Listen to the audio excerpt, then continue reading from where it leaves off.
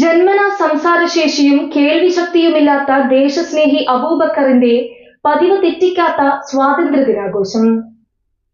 4 പതിറ്റാണ്ടുകളിലേറെയായി Narath TC ഗേറ്റിന്റെ പാതയോരത്ത് സ്വയം കൊടിതോരണങ്ങൾ കെട്ടിയും മധുര പലഹാരങ്ങൾ വിതരണം ചെയ്തും പതിവ് പോലെ ദേശീയ പതാക ഉയർത്തി അഭിവാദ്യം സ്വീകരിച്ച് അദ്ദേഹം ഭാരതത്തിന്റെ 80ാം സ്വാതന്ത്ര്യദിനം ആഘോഷിച്ചു. ദിവസങ്ങൾക്ക് മുൻപ് തന്നെ പരിസരമെല്ലാം വൃത്തിയാക്കി സ്വാതന്ത്ര്യദിനം ആഘോഷിക്കാൻ അബൂബക്കർ മുന്നൊരുക്കങ്ങൾ നടത്തിയിരുന്നു. രാജ്യസ്നേഹികളായ നാട്ടുകാരും പ്രാദേശിക കോൺഗ്രസ് പ്രവർത്തകരും നേതാക്കന്മാരും ഉൾപ്പെടെ നിരവധി ആളുകൾ ദേശീയ പതാക ഉയർത്തുന്നതിലും അഭിവാദ്യം സ്വീകരിക്കുന്നതിലും പങ്കാളികളായി.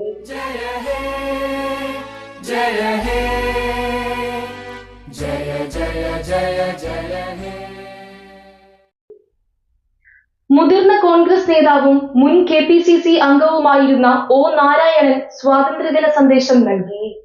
സംസാരമോ അതിനപ്പുറം വാക്കോ സൗന്ദര്യമോ ഒന്നുമല്ല, അതിനപ്പുറം ഏറ്റവും വലിയൊരു ദേശസ്നേഹിയാണ് ഈ അബൂബക്കർ എന്ന് പറയുന്ന കാര്യത്തിൽ തർക്കമില്ല.